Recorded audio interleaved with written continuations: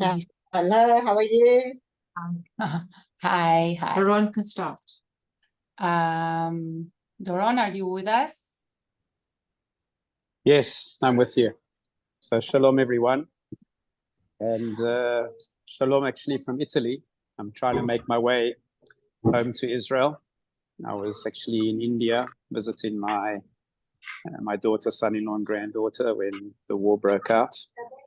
So looking forward actually to coming home and being there to help shoulder the load, each person in the way that they can. So I want to thank Michelle Nathan for quickly putting together this essential meeting for all of us.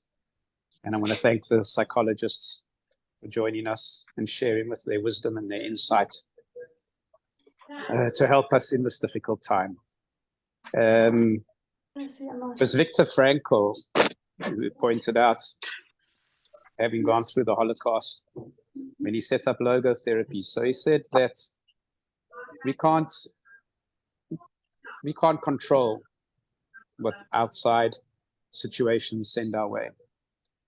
We don't have any control over that. But what we can control is the way we react to that, the way we react to the situations. And that's what we're going to hear now from our very important speakers, how we can react to a very difficult situation. So I thank the psychologists for joining us and giving us those tools that we'll need.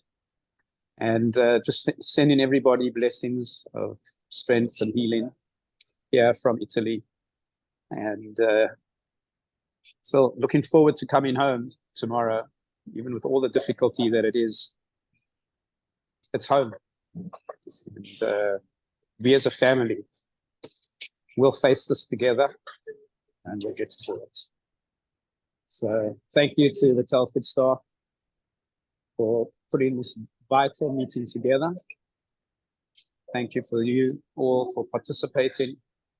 Thank you for the psychologists for sharing with their knowledge. And please God, we should meet on Zoom and face-to-face for happy occasions. Be strong and of good courage. Shalom. Okay, thank you, Doron. Hi, everybody. My name is Ariela Siegel. I am the social worker at Telfed. Not easy times for us to meet like that.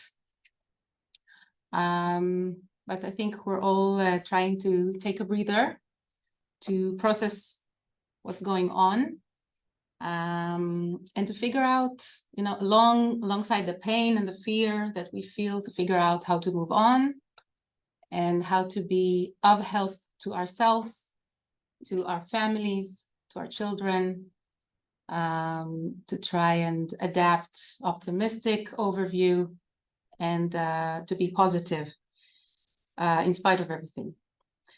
So we wanted to share with you some information today, some useful information. And we invited 3 esteemed psychologists, Ira Harari Friedman, who is an educational psychologist in the educational psychological services in Kfar Saba, and also a private clinic that she has. We have here also Lisa Kramer, who is a couples and family therapist and a psychotherapist. And we have here Diana Finzi, who is also an educational psychologist with a clinical background. She's South African and Israeli and trained already 30 years in schools as a psychologist, also working with the psychological services, and has a lot of experience, mainly high school students. So I want to start with Ira. So here's to you.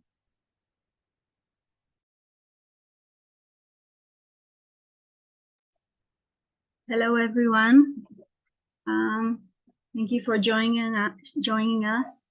I don't see a lot of you, so I was just wondering if you can write how many of you have younger kids, because I will begin by talking about our role as parents and how, as parents, we can help our children. So I was wondering, because I see people of different ages here. Ariella, can you help me with that? I'm not sure we have all the information about ages, but I think it's a very diverse audience here. I'm sure you'll have younger parents to younger children here. Okay, so I'm first of all, I want to say I'm an Israeli, and I lived throughout my childhood in different English-speaking countries. I was in England and Canada and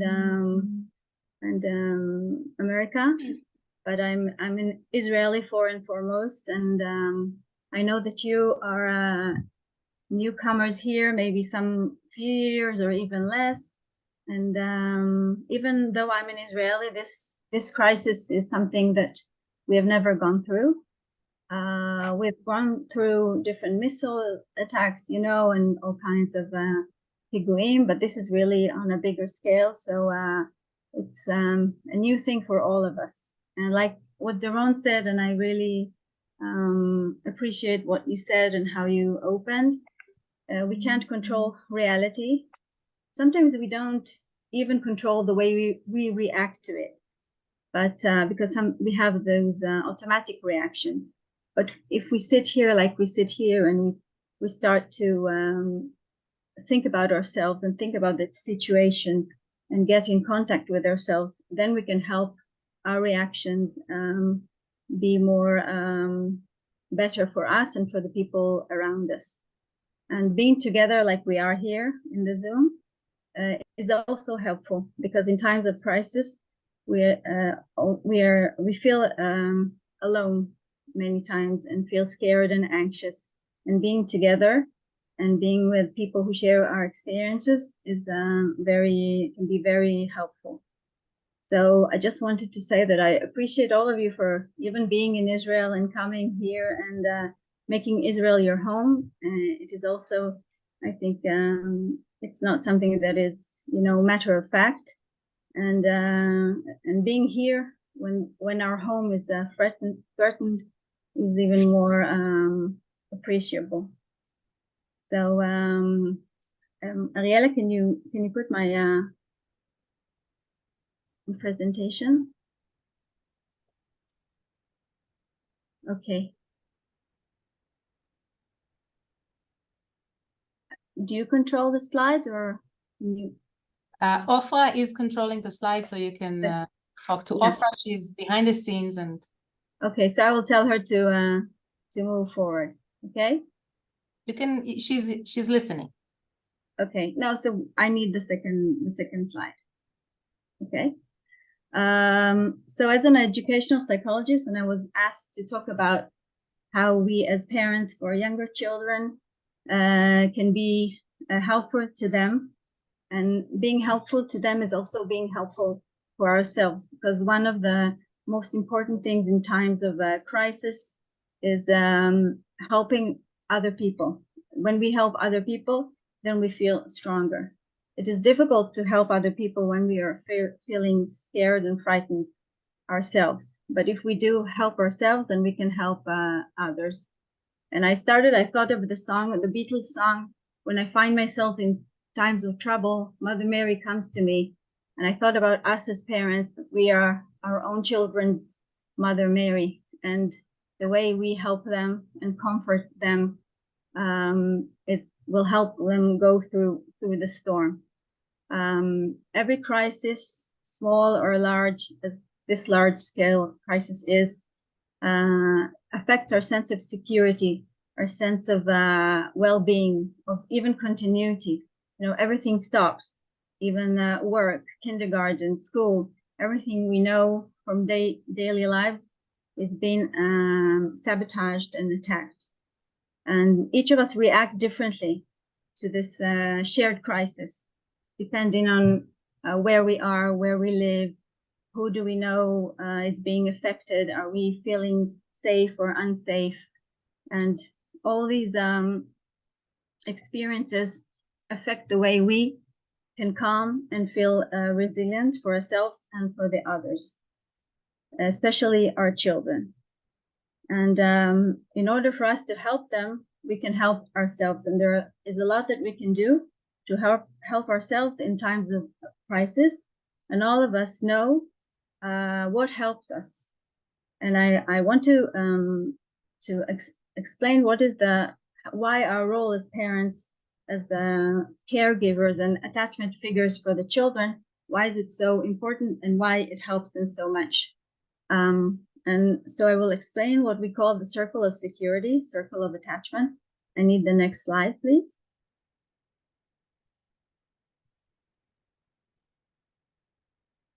What? Okay. This is what we call circle of security. Kids, from the moment we get into the world, we are we want to be their secure base, the place where they get nourished and comfort and secure. And when they grow older, when they start to walk, they start to crawl, they move away from us a bit to explore the world. And we are there, staying there, looking out from them, at first from very close and then from afar.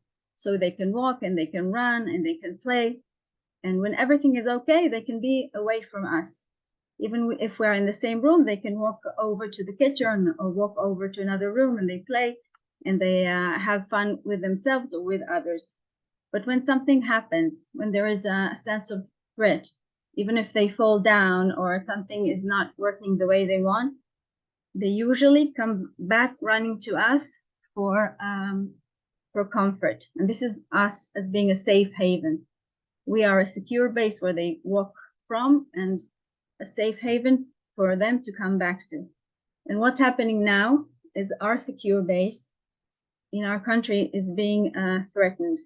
But for our children, if we are with them, then we can still remain this secure base and safe haven because they look up to us for this comfort, for explanation, for meaning, and for help to help them calm and regulate themselves. This secure circle of security is what helps people regulate themselves as babies. Oh, I see that there might be an alarm soon. Okay, the safe place is also is part of the sense of security. We go to the safe place to feel to be secure, and then we can come back and talk. But I will continue until it happens. Okay. Okay. We'd So like to know from our side. At the moment, there was a boom. I'm not sure if it's connected to the situation. I also let you know. Yeah. When we hear a boom, I'll say something else. When we hear a boom, I'm sure that suddenly we feel like more tense in our bodies, and try to notice what you feel now in your body. If you heard this boom, we get more tense. We want somebody to help us regulate and feel more secure. Even as adults, we can do it with ourselves, or we can do it with our friends or our spouses. And for kids, they need us to feel this sense of security. Okay, you can move on.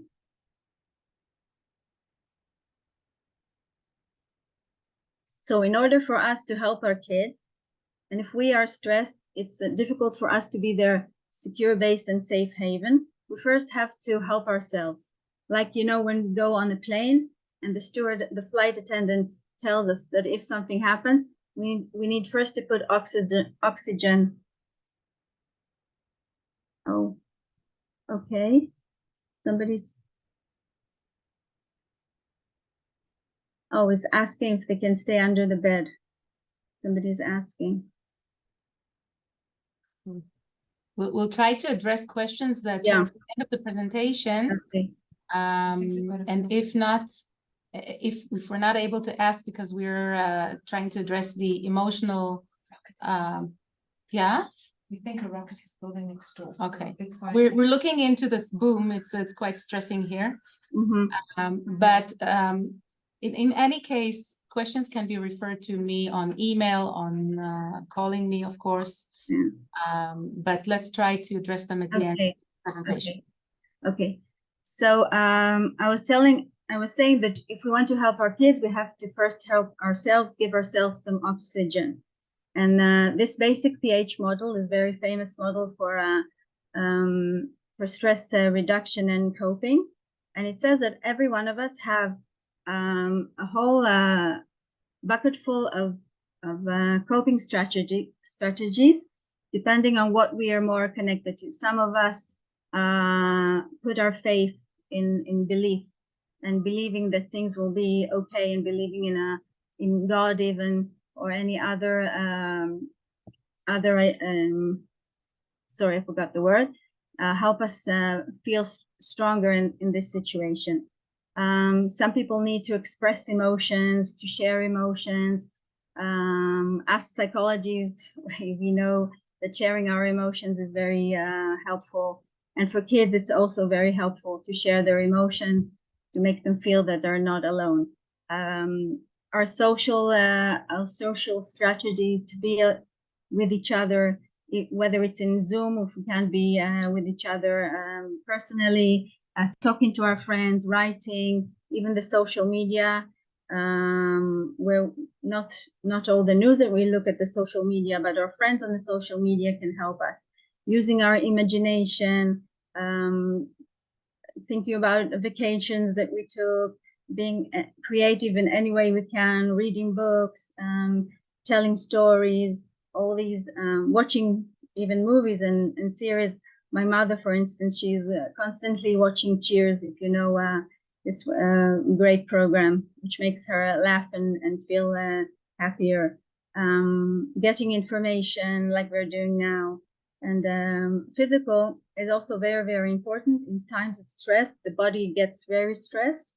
It's important to move, to dance even in the house if you like, to do exercises, to go out for walks. All these can help us regulate ourselves. And then we will be able to help and regulate our kids. Next slide. So it's very important with kids to give information that is developmentally appropriate.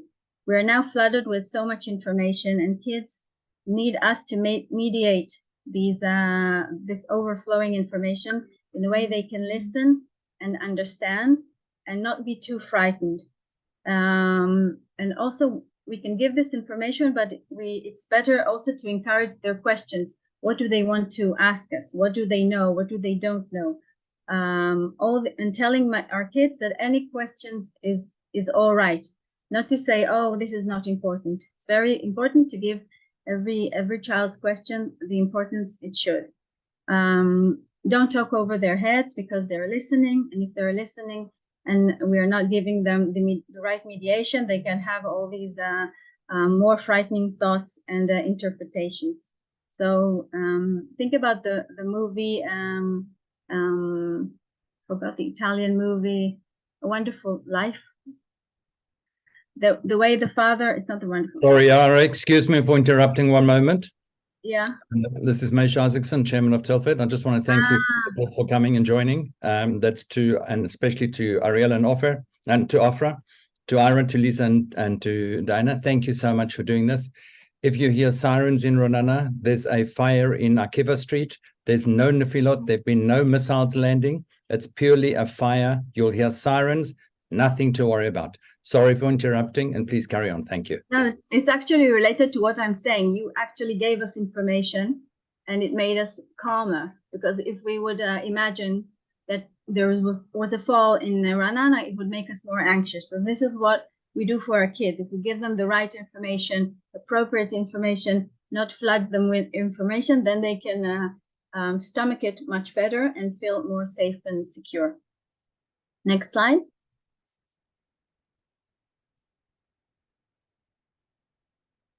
Okay, connected with that, it's so important for every one of us, even adults, to minimize media consumption. There's so much frightening footage now, and movie and short films, and getting us more and more anxious. For kids, it's essential because it's too overwhelming and they don't know how to stomach it, and it makes them more frightened. So I really stress minimum, and with younger kids, if possible, not at all. Older kids, they can watch some, but really I can't stress enough how to minimize media is important for maintaining our well-being. Also to know that with younger children, what happens far away, they feel like it's happening near their doorstep. So we have to reassure them that, you know, in Ra'anana, it's relatively safe area, even though we have sirens from time to time and missile warning, but you can tell them that relatively it's safe and we have a safe area and a safe space that is protecting us. Kids need to feel the sense of security, even if it's not, you know, even if it's not 100% right. We would like to help them feel more safe and secure, even than what is actually true. Okay. At home, try to maintain daily routine. Schedule is very important.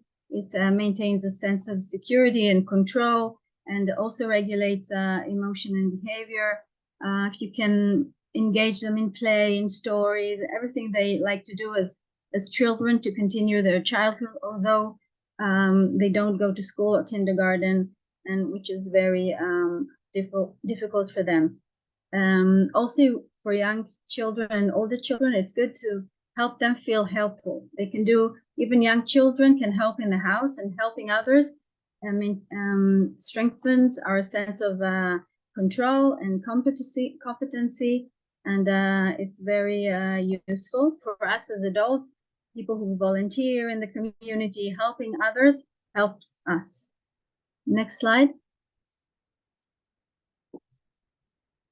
Okay, also I want to say that there's no right or wrong way to react. Some people and some kids, they might feel indifferent. Some people and some kids might look more anxious, more needy, wanting to stay close. Some can be irritable, and some, they remain well and calm. We say that every reaction to this abnormal times is a normal reaction. However, if you are anxious about one of their kids, if you feel that they're very stressed and you want to consult, feel free to consult with a kindergarten teacher, counselors. There are psychological services in Ra'anana and other organizations. Don't stay alone with your worry and your concern. And also there are a lot of help organizations in the media. I'm sure Ariella can also give you that information, because there are a lot of civil help groups are now being organized. I will address it a little bit later. Yes. Yeah. Okay. So again, this is for me now, and I wish you better times and keep us safe. And like Doron said, we're all together, and being together is the most valuable thing for us. So thank you. Thank you so much, Ira. I think we experienced what you just said, like in a low scale here when we heard the bombing, and I just felt everything that you felt, but it was calming to hear the information, and thank God. Let's move on to you, Liza, for your presentation.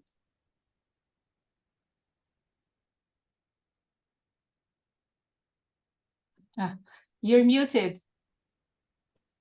Sorry, now I'm with you. Sorry. So I'm Lisa. I'm going to just give like a very quick understanding. As you know, we talk about these things called panic and anxiety and trying to calm ourselves down. And that's all very fine and well, wonderful. But what on earth is panic? What on earth is anxiety? And how do we calm it down? So I want to just give you like a brief introduction about what is actually happening to us. And then we can figure out how to manage our kids. And we actually know also what's going on with us. So the first thing I want to say is that we can actually just be like total human beings here and say, this is a crazy situation. It's insane and it's not normal. No, there's nothing normal about war. I was actually, just before I came on this call, I was doing some work at Matan. They ran a group for moms and babies whose husbands have been sent off to war. So I was busy doing like a trauma group with a bunch of moms. And as all these mothers who have left their kids in the next room playing with a madricha for the first time in, 4 days, as these moms are all starting to cry, the siren went off. And so we actually have to just first acknowledge that this is a totally abnormal situation. And the number one rule with an abnormal situation is that any reaction I have is completely normal. If I'm scared, if I'm overwhelmed, if I'm anxious, if I'm crying, if I'm angry, any reaction to abnormal is normal. That's the first rule. And our kids need to hear it, and we need to hear it. Whatever I'm feeling is fine. The second thing I want to do is I actually want to just show you very quickly what is happening in your brain and body so that you understand what panic and what anxiety is, because that was one of the questions that I was asked to address. So imagine right over here, if you have a look at my hand, I know it's a little hard on Zoom, this is your brain, okay?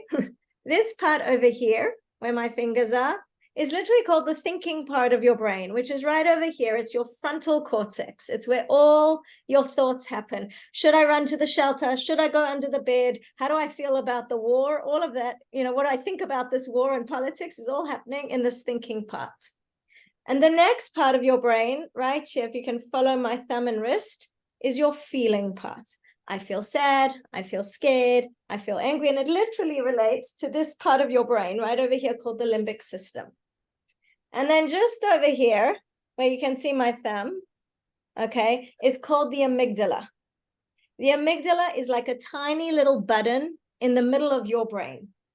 And it is like an alarm in your body system that alerts you to danger and safety, as well as time and space. So right now, your amygdalas are probably not 100% calm. They're a little bit edgy because they're waiting. Maybe you find yourself jumping. Was that a sound? I went for a walk this morning with a friend, and one of those cars came zooming by, and we both went like that, right? Because our amygdala went, was that a siren? Was that a car, right? Our amygdalas right now, particularly during war, are a little bit shut, but it's the part of your brain that alerts you to danger or safety, which is amazing because you want your brain to be working and telling you, is this danger or safety? If the amygdala says, oh my God, this is dangerous, it's like a system, imagine a car alarm going off and the car starts sort of shaking and the lights go off on a car, right? The same thing is happening in your body. That amygdala says, oh, danger. And it's like a car alarm is shooting off and your whole body is doing this. And so what happens when the amygdala shoots off is you're going to get a massive amount of energy right inside your body. And your imagination might actually even start running a little bit wild. But straight away, what's going to happen when that amygdala shoots off is that your thinking brain is going to switch off. Because really, let's be honest, who cares what we think about politics when we're trying to figure out what to do, right? And we've got an alarm going off in our system. Your feeling brain will actually switch off. It actually won't matter, do I feel sad? Do I feel angry? Do I feel over? It just will switch off. And your amygdala is going to shoot you straight into your nervous system, which is quite literally a system of nerves that runs from your eyes, goes all the way down your back, and ends in your stomach, which is why some of you might notice when you feel anxious or nervous, you literally have butterflies in your stomach because there are nerves all around your stomach. Wonderful. Okay, everything's working. Okay. And your system is going to throw you into what you guys might have heard before already. It's called the fight, flight, or freeze system, which means, do I run? Do I run away? Let's say I'm being chased by a bear. My amygdala is going to shoot off. Who cares what I think about bears? Who cares what I feel about bears? My amygdala is going to say, do I run from the bear? My nervous system, do I run from the bear? Do I fight the bear or do I freeze and make like a tree? Okay. The army, for example, our boys are constantly being taught how to work with their nervous systems, right? When they would maybe want to freeze, all of their training is teaching them how to go into fight mode when they get scared, when their amygdala shoots off. And many of us right now go into flight mode. Quick, get into that mamad, and that's great. It means your brain and your nervous system are working in harmony. It's beautiful. What does tend to happen with some of us, though, is that amygdala shoots off. We hear a siren, we hear a sound, you notice your heart racing, right? You notice your imagination running wild, and that freeze becomes a little bit of what's called panic or anxiety, right? The difference between panic and anxiety is physical symptoms in your body, right? Worry is just the thoughts, anxiety is physical symptoms, and panic is like really intense physical symptoms that go on for a long period of time. Like some people, when they're having terrible panic attacks, even think they're having a heart attack, okay? But panic is really that system that threw you into a freeze that says, what do I do? What do I do? What do I do? Okay, the first thing I want to tell you is what do I do is a totally normal response to an abnormal situation. Being at war, I know we're all meant to be rough and tough in Israel. I've been here for 20 something years, but being at war is an abnormal situation and we are allowed to feel all the feels, okay? So should I be in a panic, what do I do? What do I do situation? My brain is here. And the very first thing I want to do is get my brain back here that I can start functioning again like an integrated, conscious human being. Okay, so the first thing you need to know is that getting from here back to here takes a little bit of time. I call this process a really tired toddler at a bar mitzvah. Okay, if you imagine if I took a toddler to a bar mitzvah and it's 11 o'clock at night and they've had lots of lights and lots of music and they're exhausted and now they're crying. They're having an epic breakdown, okay? And I start yelling at that toddler, just be quiet, it's not really going to work, right? And what I need to do is I need to pick that baby up and give it a hug, really hold its body. That's why hugging children is so effective because it calms, remember all those nerves? Calms their nervous system. And I need to be able to say, shh, and give it a bit of time to calm down. And I don't know if, I'm sure I see a lot of grandparents here, so I know that you're quite used to dealing with children who have lost the plot, right? What you'll notice when a kid is calming down is the first thing they do is they go, and it takes them a bit of time to stop crying. The same with us. When I go into panic and I'm here and I want to get my feeling brain back, I want my amygdala to calm down and my frontal cortex, my thinking brain to come back. It's going to take me time. And I need to learn, right, how to get my system moving and be patient with it. So there are a couple things that we can do to calm our systems down. The first thing I want you to know, if you're anxious or panicking a lot, is that action is the opposite of helplessness. Okay, get moving. If you feel better baking cakes, go bake. If you want to take part in the million collections that are going on all over Ra'anana, take part. If you've got kids or grandkids at home and they're just climbing the walls and going crazy because they're worried and anxious, get them baking, get them drawing pictures. Or if you're as lousy mom as I'm being right now, give them YouTube and a little bit of like Netflix. They won't die for a few weeks of a little bit more screen, right? But just get them moving and doing. That's the healthiest thing that we can do for ourselves and each other. Action is the opposite of helplessness. The second thing that we can do to start to really actually calm panic down is a thing called emotion aid. I'm going to see if I can share my screen here. I can't share my screen. Okay. Am I allowed to have, Can you help? could you give me share screening capability and I'll share it? And if not, I'll do it without it. It doesn't matter. Is that possible? Just a moment. There we go. There we go. I got it. Okay. Sorry, I've got 5 million things open on my computer here. Let me close some of them. Okay, this is called emotion aid. So the very, very first thing that I could do, that you want to do, it's a little bit funky on Zoom because you can't really see me, so bear with me, is I want you to teach yourselves, if you're really panicking or one of your kids are really panicking, to quite literally just cross their arms like this. Now, the reason why you're crossing your arms is because remember that system of nerves I just told you about? You want to be holding and calming those nerves down. And you literally get them to just cross their arms, hold it like this, and they can even just start tapping. You know, I make my kids tap and count, just 1, 2, 3, 4. I promise I'm not making this up. I do work with Hatsala, and when I go on psychotrauma calls, if I've had, you know, if I see somebody and they're after a car accident and they're, you know, all over the place, I get them to sit with me, look at me, cross your arms, tap and count. It sounds like magic or nonsense. I'm telling you it works. The other thing you do, you can't see my feet, is that step 2, you would put your feet hard and down into the floor and push. So I'm tapping and counting and I'm feeling the floor, okay?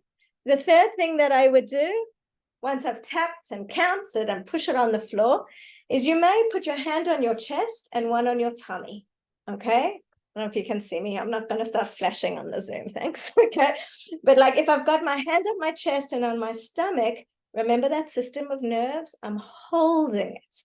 So I want to just feel into my body and breathe. Hand on heart, hand on stomach, right? Our hearts and our stomachs are places that physically affect panic and anxiety. So we really want to just hold on to them. And then I'm going to do this really interesting thing. You get to just breathe and notice what is happening in my body. Okay, so I already notice when I hear the sounds, my heart starts racing. Or you may notice your palms get sweaty, or that you get like a funny feeling just at the back of your neck there. Or you've got a pain in your chest and you just want to quite literally, I call it, you go sensation by sensation. So you've got your hand on here and you're breathing. And I go, oh, there's my racing heart. And I sit almost with my eyes closed with my racing heart until I catch a breath. And I may sit with my, you know, I'm super ADD and have lots of energy. So I often notice my feet are going crazy and I'll sit with my crazy feet until they calm down. And I've done this with 5-year-olds and I've done this with 70-year-olds. It works with every age and every stage.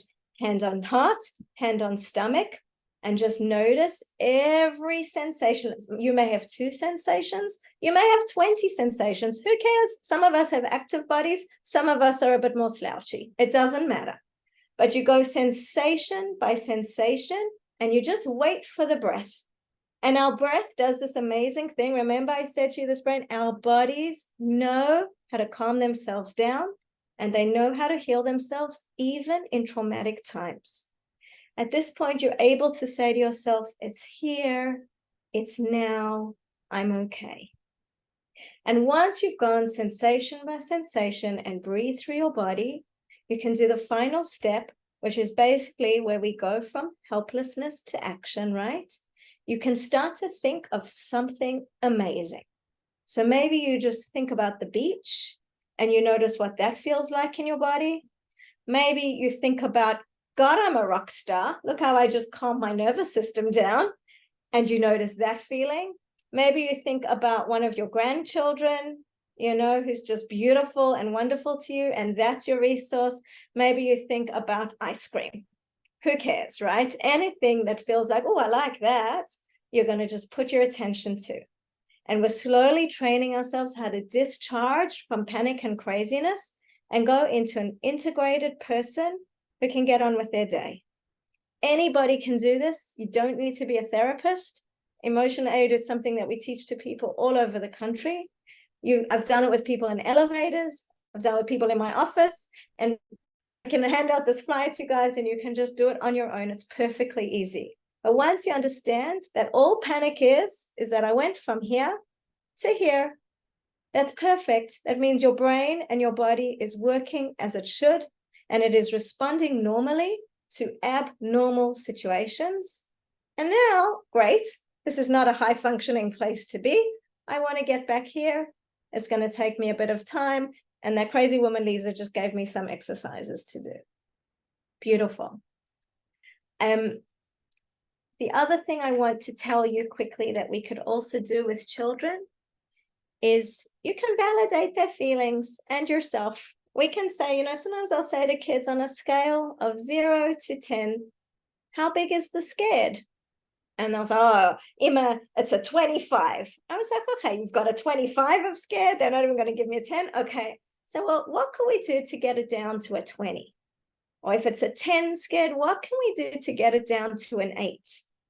And remember I said to you, when we're in stress, our imaginations are amazing. So sometimes we might be imagining what's happening to our kids in Gaza, what's happening to our Chaylim, what's happening to, you know, the poor people who have been kidnapped, and we're imagining terrible things. We can also imagine wonderful things. So when my worry or my anxiety is at a 0 or a 10, and I'm very, very, very scared, we can start to ask kids or ask ourselves, let our wonderful imaginations come to work. What could I do to move it down the scale just a little bit? So maybe you could pet a dog. Maybe you want to go for a walk. Maybe you want to draw a picture. Maybe you like to listen to music or bake. Anything that you like to do to bring the worry down or the anxiety down from a 10 to a little bit lower. Because remember, even if I move just a little bit, action is the opposite of helplessness.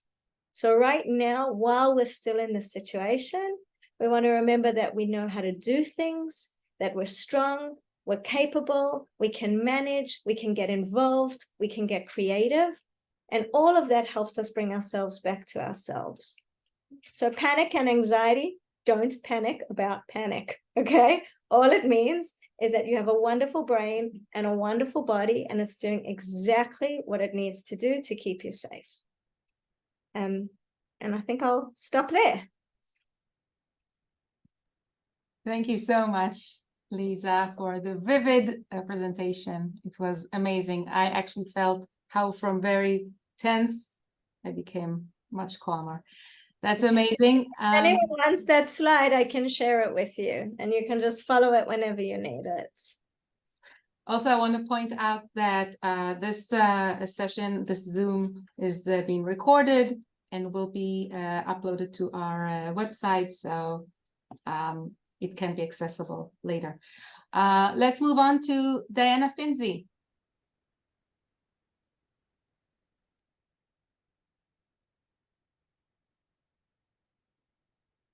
Unmute. Okay. I don't know whether you can hear me, but maybe you can't see me. So I don't know what to do about that. Yeah, there I am. Okay. Can you see me and hear me? Diana, may I suggest that you close the Trisim behind you, because we can't see you. There's far too much light behind you. I don't have Trisim. I chucked him out, so I'm going to Okay, move so if you just myself. turn the camera around and turn your No, position I'll around, move that's myself. much better. Okay. Thank you. Now we can see. Okay. Thank you. Thank you so All right. much. Okay. Now, hi, everybody. I think you've listened to a lot of very, very, very valuable information. Because Ira and I worked together for so many years, a lot is, I'm going to reiterate, but really in a very concise manner. And just going to try and address mainly the adults, less so the children, because that's been very, very eloquently addressed. So I want to just go back briefly to the basic pH, which Ira spoke about. And this relates to me in the sense that I came to Israel almost 36 years ago. So I've lived here, brought up the children through very, very difficult times, as Ira said as well, probably the worst that we've known, sadly, and I'm sad that you all subjected to it, especially our newer people. But hopefully our country, with its strength and positivity, will come back to itself. So what I wanted to tell you just very briefly is the basic pH was a therapeutic system based on philosophy, based on research, developed by Muli Lahad, who lived up in the north near Kiryat Shmona, and there were months on end where in the communities there, people lived in the miklatim and the children lived in the miklatim. So he was able to do some pretty good research and therapeutic work and was able to use that in other places.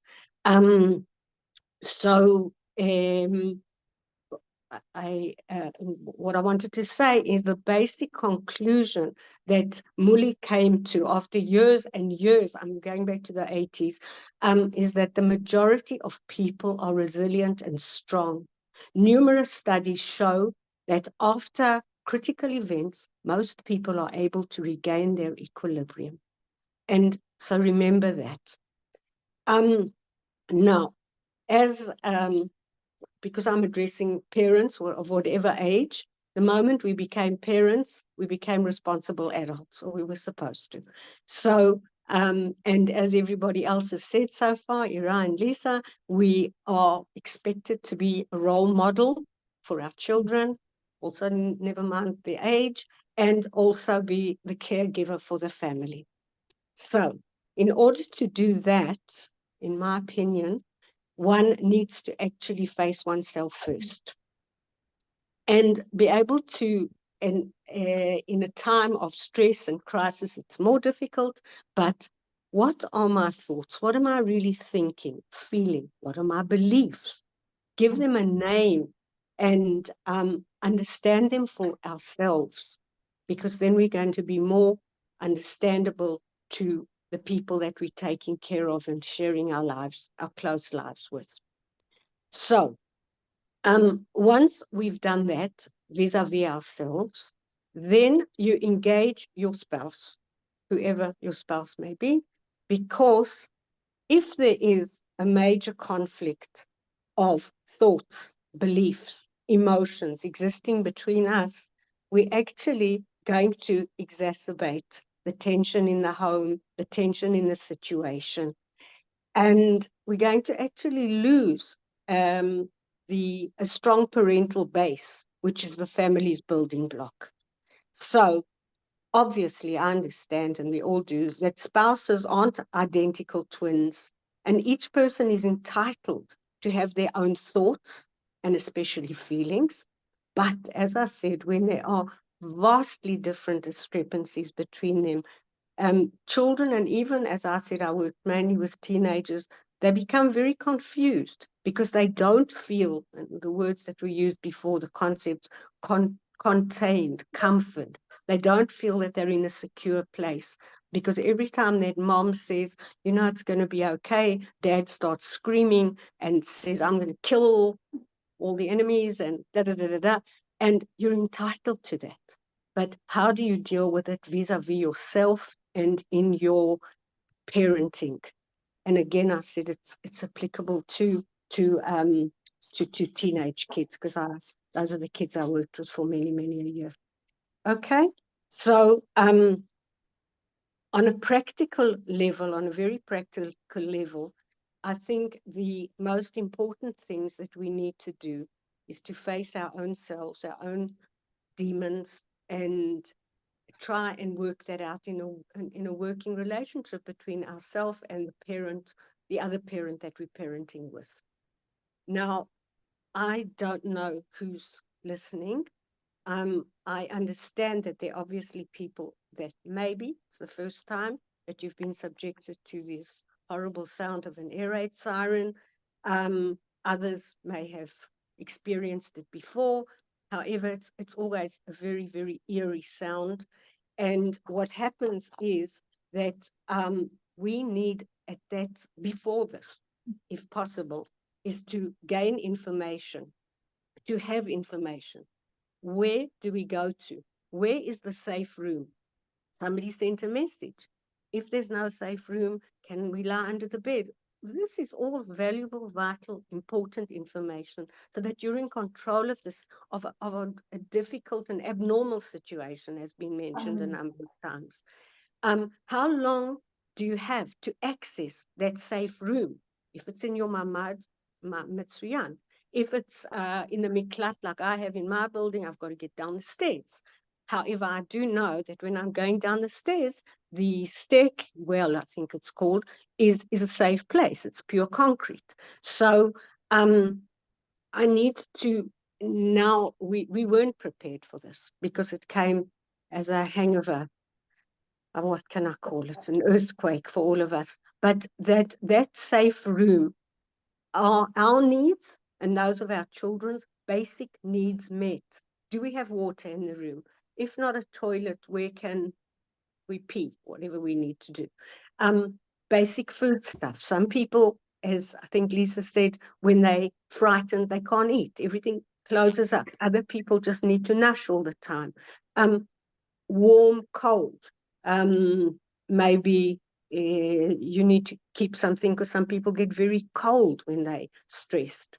Some people get hot and want to throw off their clothes. But to make this a safe room in terms of our basic needs as well as our safety needs. I'm going to now just mention a few other points because so much has been spoken about and very, very relevant, very important. So let's say that in terms of beliefs, I think Doron opened it with that, and I think Ira mentioned it, that basically this is a Jewish country, and being Jewish is a way of life. It's a people, it's a religion. However we connect to it, whatever gives us strength to believe is useful. And I've received some messages today that they're going to be international Jewish prayer services. If that's important and gives you strength, it'll give your kids strength to listen to it, to participate in it, to record it, whatever is going to. And again, however one wants to believe, I think Ira referred to as sort of a higher being. And even if it's not on a religious level, on a spiritual level, to kind of feel spiritually strengthened and empowered. Then emotions, Lisa mentioned it a lot, that we also are allowed to, as adults, to express our feelings. But hopefully we've got more of it, and she explained it very well, some sort of inner dialogue. Okay, now I'm panicking. Okay, now perhaps I'm exaggerating, and find a way to calm ourselves down, set our own limits, and that's going to help us with our kids. Then, as Lisa said so many times, is that all our reactions are normal. We're not going crazy. It's this too will pass. Give them the feeling a name, label it. I know it's happened to me. I've had a panic attack. I'm having a panic attack. What do I do? The breathing and all this sort of to calm me down. Obviously, I tried not to do it in front of my kids when they were small, but I guess it happened. And don't give false reassurance, not to yourself. No, it's okay, so I'll go into the room a bit later. That's bidyuk when Khalila, there's been an explosion and people have been injured. But be as realistic as one can. I just want to make one comment. I like what John Milton said. He said, with our thoughts, we can make a heaven or a hell of our lives. Now, before just last that I've found very helpful in my own life and in the work I've done is using mindfulness. It's something that's become very popular. It's a Buddhist philosophy, I think dating back 2,000 years. And that means being focused on the present. And what happens when we're in a panic state, we very, very often, what's going to happen? And it's never going to be okay again. And we don't know about the future. We went to sleep on Friday night, hopefully after a Shabbat meal or whatever it was, happily, and woke up on Saturday morning to a wailing siren, to all hell having broken loose. So we are obligated to live in the present and to make the most. And truly, these aren't just idioms, but a day well lived is going to prepare us for tomorrow, is going to give us the strength to be to cope better tomorrow. the last thing I want to say, and this is also something that I learned actually in my South African days, was crisis intervention theory. Was developed also in the 80s or even before, is that in a time of crisis, loss equals gain. What I mean by loss of security, loss of familiarity, and so on, when we say it equals gain, is that in a time of crisis, our defense mechanisms go down. Our usual coping mechanisms aren't available to us immediately because, as was said, our automatic responses. And once we learn or we cope with the situation, we learn something about ourselves. We gain strengths, we gain coping skills and confidence in ourselves. So, Sheye, just better days and comfort, and thank you, everybody. Thank you so much, Diana. It was amazing. Do you want to do the short breathing exercise together with Ira? I passed. Okay. Ira, you're welcome. Okay. Ira, do you want to do it, or do you feel it's enough what we've learned so far? I think it's enough, because also Elisa did a bit, and Exactly. I would finish with what Diana said, and hope for better days. And I think you got a lot of information today, and Okay, definitely. take, we say we have a lot of information. Just think about one thing that you will take on with you, one thing that resonated with you and is helpful, and even focus on that, because we can't think and remember everything, and it's okay. So think about something that is meant a lot to you from what we said, and take it home with you. Definitely. I want to add towards the end, before we open to questions, that if you do feel that you need, if you feel overwhelmed and if you feel lonely and you want to talk to somebody and you want to do it in English, and you feel that you need professional emotional counseling, then I want you to know that the Ministry of Aliyah and Immigration operates an emotional hotline that you can call together with Iran. Iran is another association. Ofra, can you put the slide about the information for emotional support, Yofi? So as you can see, it can be accessed every day, and what most importantly is it's in English. You can also access through the Kupot Cholim, and you can get emotional support sessions, 3 to 5 sessions for free. So that is also important to know. All of this information can be sent to you, will be sent to you by email. I think we can now we can be open to questions for our panel. If you have any questions, please let us know.